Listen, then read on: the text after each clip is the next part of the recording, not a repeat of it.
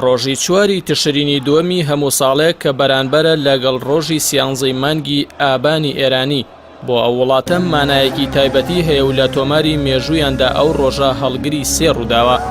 ڕووداوی یەکەم دوورخستنەوەی ئیمام خومەینی لە چواری تشرینی دووەمی ساڵی 1964 بوو لەلایەن ڕژێمی پاشایی ئێرانەوە بۆ تورکیا. ڕووداوی دووەمیش بۆ ساڵی بەر لە شۆڕشی ئیسلامی ئێران دەگەڕێتەوە کە حکوومەتی ئەو کاتی ئێران بە فیشە گۆڵامی خۆپیشاندانی قوتابیانی ئێرانی لە زانکۆی تاراندایەوە و بەو هۆیەوە 56 قوتابی کوژران و ژمارەیەکی زۆریش بریندار بوون. دواتریش بەو هۆیەوە ئەو ڕۆژە لە ئێراندا بە ڕۆژی قوتابی ناونرا.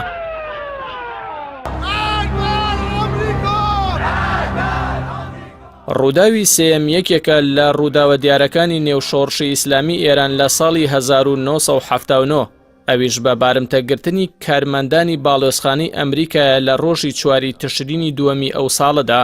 ڕووداوەکە لە میدیاکانی ئەمریکا و ئەوروپا بە قەیرانی بە بارمتەگرتنی کارمەندانی باڵۆزخانەی ئەمریکا لە ئێران ناو دەبرا، بەڵام شۆڕژگێڕانی ئێران بە تێکدانی لانەی سێخوڕان ناوزەدیان کردووە، چونکە بەرپرسانی شۆڕشی ئیسلامی ئێران پێیان وابوو ئەو باڵۆزخانەیە بۆ کاری سێخوڕی لە دژی میلەتەکەیان بەکارهێنراوە.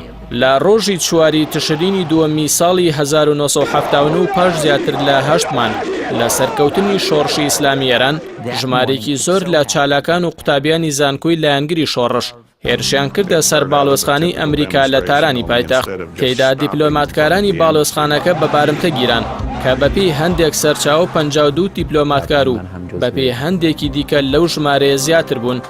لەو ڕووداوەدا دیپلۆماتکارانی ئەمریکا زۆرێک لە بەڵگەنامە و مەلەفاتی باڵۆزخانەکەیان لەناو برد، بەڵام زیاتر لە 70 بەڵگەنامە کەوتە دەست خۆپیشاندەران و دواتر بڵاوکرانەوە کە زۆرینەیان پەیوەست بوون بە چالاکیەکانی دەستگای سێخوڕی ئەمریکا لە ئێران. لە بەرامبەر ئازادکردنیان بەرپرسانی شۆڕشی ئیسلامی ئێران داوای گەڕاندنەوەی محەممەد ڕەزاشای ئێران و سەروەت و سامانەکەیان دەکرد. هەروەها هەڵگرتنی ئەو گەمارۆ ئابوورەی بەهۆی شۆڕشەوە خرابووە سەر ئێران. بە بارمتەگرتنی دیپلۆماتکارانی ئەمریکا 444 ڕۆژی خایاند و بوو بە قەیرانێکی سیاسی جیهانی لەو سەردەمەدا تا ئەوەی لە دوای پێکهێنانی پەرلەمانی ئێران ئیمام خومەینی ڕابەری شۆڕشی ئیسلامی ئێران دۆسیەی ئەو دیپلۆماتکارانی ڕادەسی پەرلەمان کرد تا بڕیاری لەبارەوە بدەن. دوجار لە 20 کانونی دووەمی 1970 بە ڕێکەوتنامەی جەزایر لە نێوان ئێران و ئەمریکا کۆتایی بەو قەیرانە هات و دیپلۆماتکارەکان ئازادکران. پاش 39 ساڵ لەو ڕووداوە ئەمریکا لە سەروبەندی ئەو یادەدا قۆناغی دووەمی سزاکانی بەسەر ئێراندا دەسەپێنێت و فشارەکانی بۆ سەر ئەو وڵاتە چڕ کردووەتەوە.